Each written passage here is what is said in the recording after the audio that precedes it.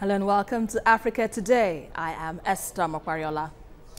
If you have been following the news lately, then you will agree with me that it has been recent months of extreme weather, creating record-breaking overwhelming stormy disasters around the world. Since June, a number of African cities have witnessed torrential rains that have submerged communities, destroying lives, displacing residents and disrupting livelihoods. And so we ask, what are your thoughts on the incidents and effects of flooding in parts of Africa and around the world?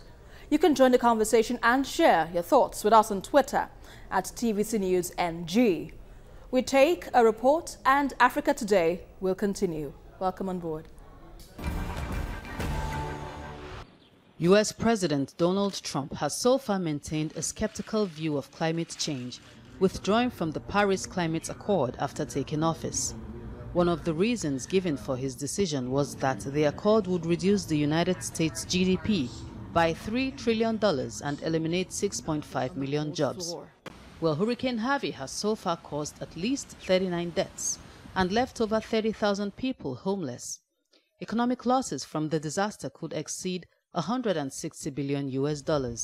Some meteorologists have stepped forward to say that one of the causes of the destructive hurricane is global warming. The Gulf of Mexico is about 1 or 2 degrees warmer than normal, so you're getting enhanced precipitation. There's more evaporation coming off the Gulf of Mexico. And part of that, unfortunately, is due to climate change. In Karachi, Pakistan's largest city, life is gradually returning to normal a day after at least 13 people were killed by flooding following heavy monsoon rains, which hit the metropolis. The deaths were the latest in a disaster that has so far killed more than 1,200 people across the region encompassing India, Bangladesh and Nepal. Countries in the region suffer frequent flooding during the June to September monsoon season, but international aid agencies say the damages this year have been worse than usual. Floods triggered by torrential rain in India's eastern Bihar province have wreaked havoc on large swathes of land, destroying crops and affecting thousands of people. Government officials say at least 514 people have been killed in the worst monsoon floods in years, with thousands sheltered in relief camps away from their inundated homes. Nearly 10,000 kilograms of fodder for animals got drenched, and now we are having nothing left to feed them. Governments in many countries choose to overlook scientists' warning in favor of economic development, transforming large areas of grasslands, which could have absorbed flood water, into concrete and steel as they push towards expansion.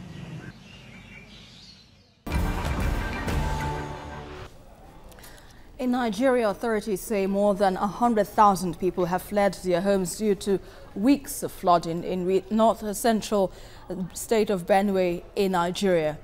Now, recent weeks have seen countries like Guinea, Ghana, Niger, Sierra Leone and the DR Congo in the eye of a storm that ran over areas with minimal infrastructure and limited financial resources. Joining me in the studio on Africa Today, I have Oluwatosin Kolawole of Climate Aid Initiative in Nigeria. Good to have you here. Thank you. And on Skype, I have Dr. Nelson Odume, Senior Researcher and Director, Unilever Center for Environmental Water Quality in South Africa. Good to have you as well on the program. Well, let me begin with you now, Tosin. What are the basic reasons for this flood resurgence, especially in West African cities, because this isn't the first time we've had floods in Nigeria specifically? Why are we having this repeatedly? According to the fifth assessment of the IPCC, with effort to make predictions on extreme weather conditions, it was actually warned, and as you've seen over the years, that extreme weather conditions is actually here with us because it's made worse by climate change. No, it's not unusual that we have rains, but why we say most of these things are made worse by climate change is because climate change actually exacerbates the rate at which extreme weather rainfall comes down, and then that's because global warming usually cause more moisture to form in the atmosphere, and when moisture forms in the atmosphere and it condenses over time, a high volume of water is dropped per time, in form of precipitation. So this is actually, it's been predicted. And we've been making an attempt over the years to enlighten people about it. But sometimes it's as, people see it as maybe we're just predicting the doomsday. But it's actually supposed to be a warning so that we can actually do something about it. It's a warning that the scientists have been made calling for over the years.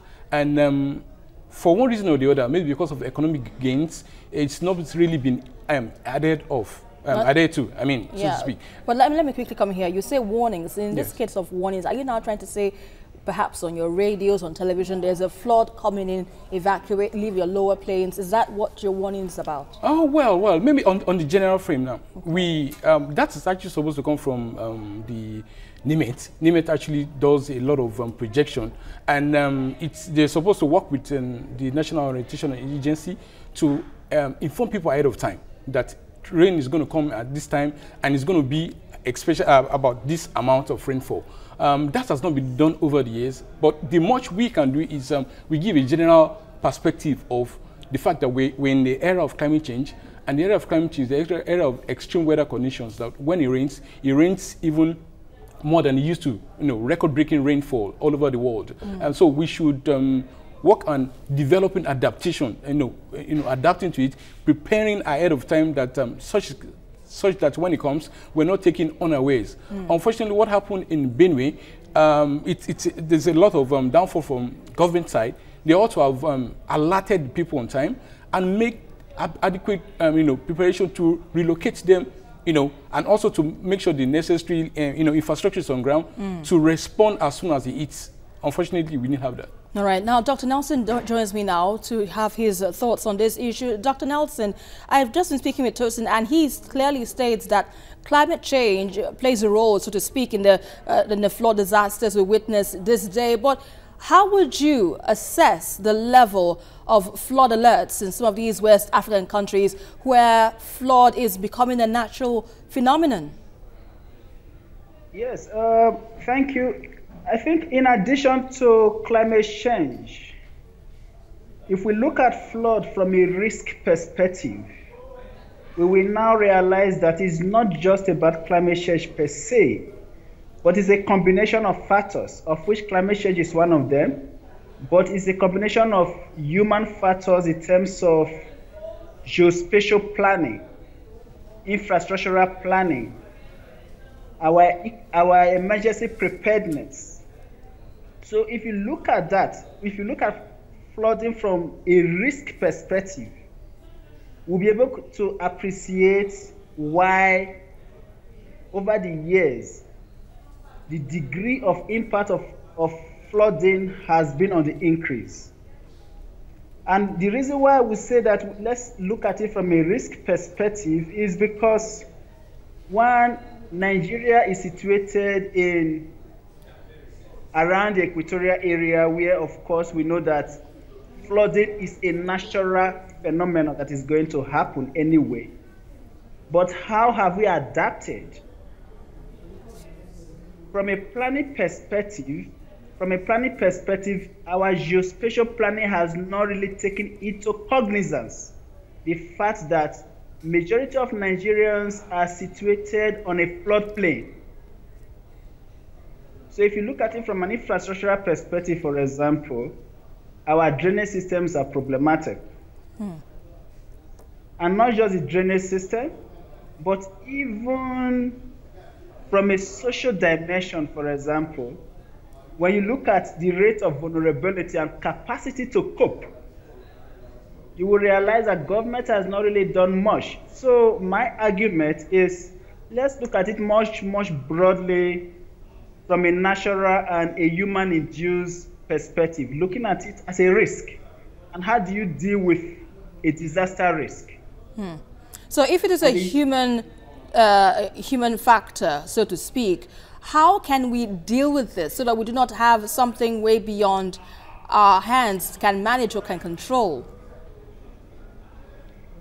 Yes, I think to deal with it will require a combination of actions and a cross-sectoral coordination.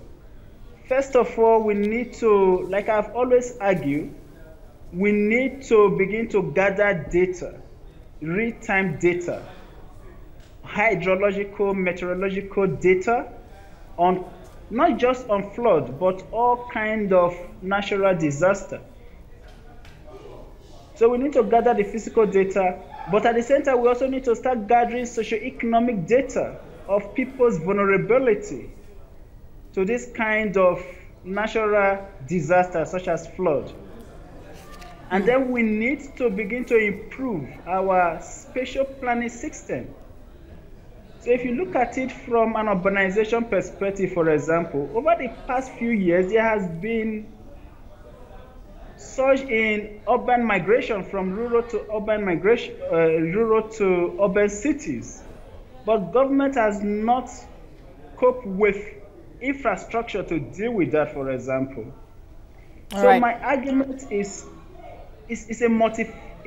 we need to coordinate much better from federal to local government level, and involving community as well. All right, let's hold your thoughts for now. We need to go on a very quick break. You're watching Africa Today, and we've been looking at the recent incidents and effects of flooding in parts of Africa and around the world. Stay with us for more discussions in just a moment.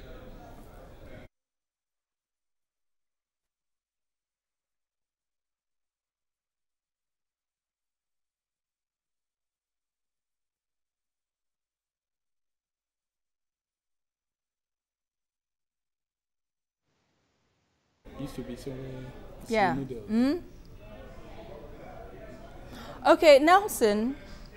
Yes. Please, I've asked to tell you to sit up properly. I think you're not well positioned. Can you bend your laptop a bit? Can you bend your laptop or your phone or what you're using towards you? Okay, yeah. It's better. All right. I think that's fine, yeah. So you sit up this way. Don't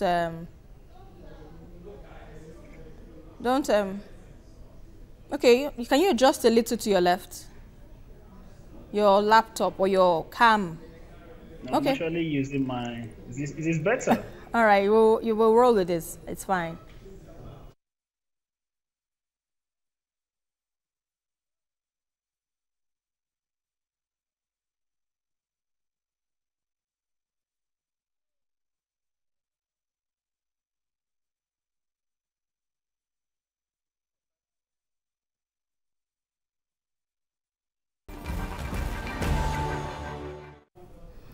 According to Dartmouth Flood Observatory, floods have killed more than 500,000 people, displaced more than 650 million people around the world between 1985 and 2014. And records also show that between 2003 and 2008, the large-scale floods that displaced at least 100,000 people occurred in almost 2,000 cities in 40 countries. Now, Tosin, with these rising figures owing to the flood disasters happening around us, what could be the worst case scenario in all this? Well, it's predicted to be worse. It's predicted to. I would still want to refer back to the fact that predictions have been made over the years, and these are realities of time. That until we did something about our mode of operation, manufacturing and all that, and the amount of emission we release into the atmosphere, it's not getting any better. The world is getting warmer. And you know what warmer climate does is that it holds on to moisture. It pulls moisture into the atmosphere. And when moisture in the atmosphere mixed with cold, wind, it condenses over time. And this comes out in form of rainfall, precipitation, and all that. So in the era of and in the age of climate change, with global warming exacerbated, not getting better, more water will be taken from the earth. It goes into the atmosphere. It forms cloud, and it's going to come down. So it is like a cycle. So until we did something about reducing the emission we release, warming exacerbated, not getting better, more water will be taken from the earth. It goes into the atmosphere, it forms cloud, and it's going to come down. So it is like a cycle. So until we did something about reducing the emission we release into the atmosphere, reducing and building our capacities, government have to realize the fact that it's a reality of time that extreme weather conditions, it has come to stay to an extent.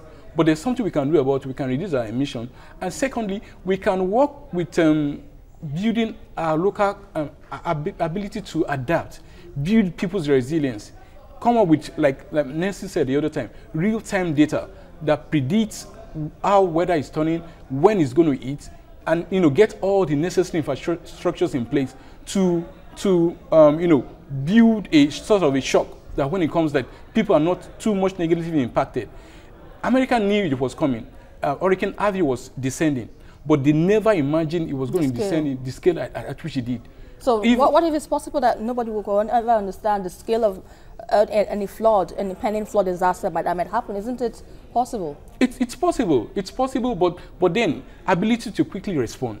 And also, it's just the reality of time, and everybody has to be aware about it and the implication of what is happening and how to better adapt.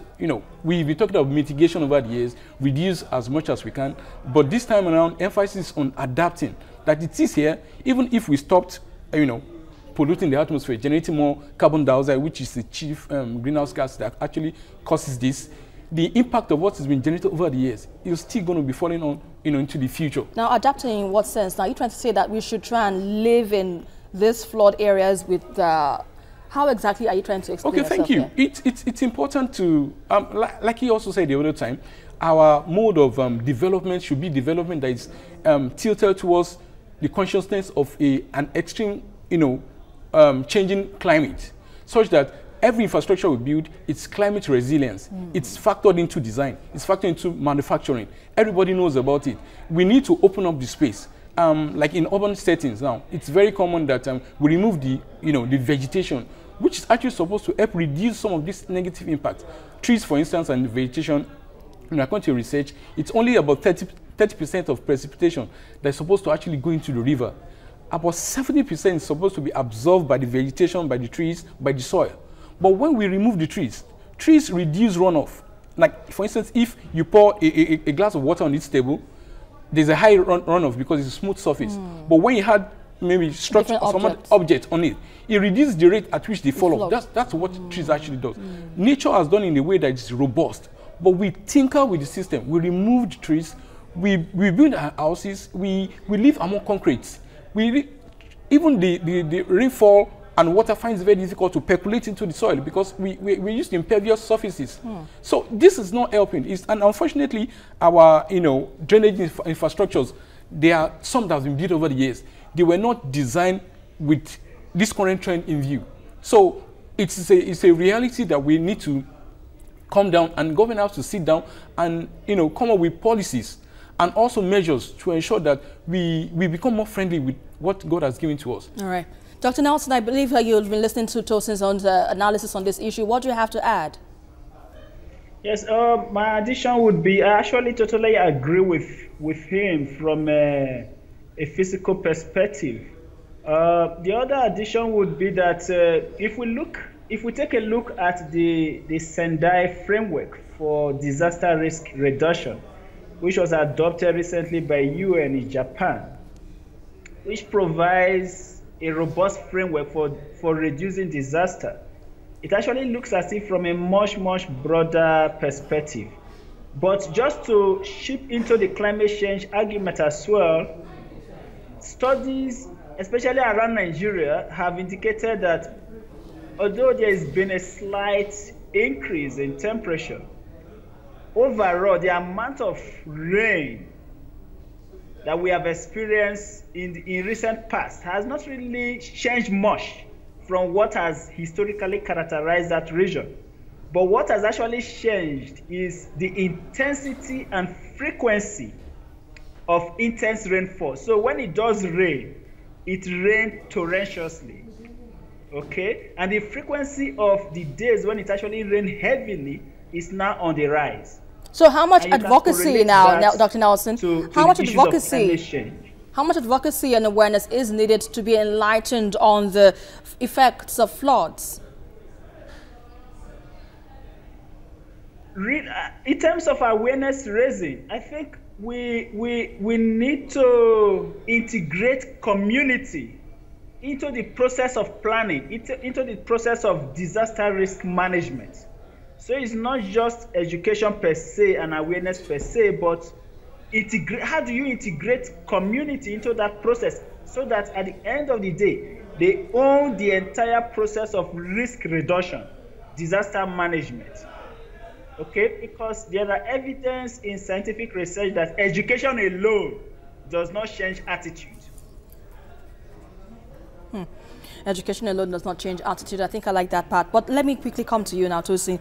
Aside from what you've mentioned earlier in terms of what we can do to prevent or to control floods, you know, with the trees and all, what other methods or strategy can be adopted to contain this natural disaster so we do not end up losing more lives, property, and having more people being displaced? Okay, let me use the case of Lagos and maybe Nigeria. One factor that I think, and one infrastructure that I think is missing in most cases is either the absence of drainage. Then even where the drainages exist, you see that a lot of them have not been desilted over the time. They've already filled up, so the carrying capacity of these drainages is limited. So that when it rains, it's not collected in the right place to be channeled to the sea. So we need to work on drainage channels, open up more spaces, and encourage people to live away and stop building around floodplains.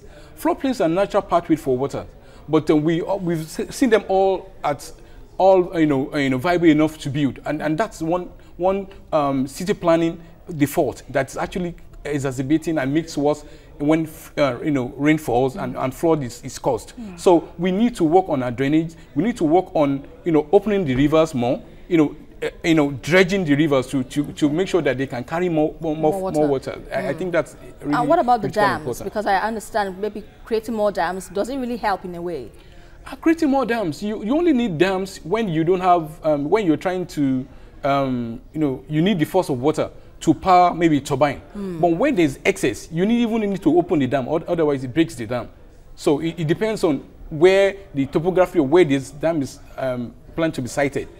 So dam in this case, because of our poor maintenance culture, history has not showed that we've been able to use it appropriately. So. All right, let me quickly come to you, Dr. Nelson, to wrap up quickly. How can these incidents of flood be handled in the short term? For them to be handled in the short term, our emergency preparedness needs to be heightened. At the same time, we need to gather data for forecasting. We need to be able to forecast and warn people on time. And when it does happen, we need to be able to respond within the shortest possible time without lip service. All right. So, Mr. Tosin, any few last words to add? We have to come to respect the boundaries of nature. Right. Yeah, nature is given to us as a resource to use, and also that we may benefit from the ecological services that nature provides. But when we tinker with the system, it's not, we don't get good results, and that's what we're experiencing right now. Indeed, and we hope not to tinker with the system so we can get good results and bequeath a world good enough for our next generation. Thanks a lot, Tosin Kolawole, Climate Aid Initiative in Nigeria, and Dr. Nelson Odume. It's a pleasure to have you all the way from South Africa to analyze this topic for us. Thanks a lot. Thank you very much. Now, while the poor in Africa are most at risk, the latest after effects of global warming come as a serious warning as to what the destiny of natural disasters could be like in the coming years. So with hands on deck and eyes on the future, Africa and the world must take action by minimizing the risk that remain and building sustainable cities that would keep humanity for better and for worse. And that is our package for today. But don't forget to join the conversation as usual on Twitter at TVC News NG, and also follow me for updates around Africa at Esther TVC News. Until the next one, I am Esther Omopariola, and always remember, change starts with you.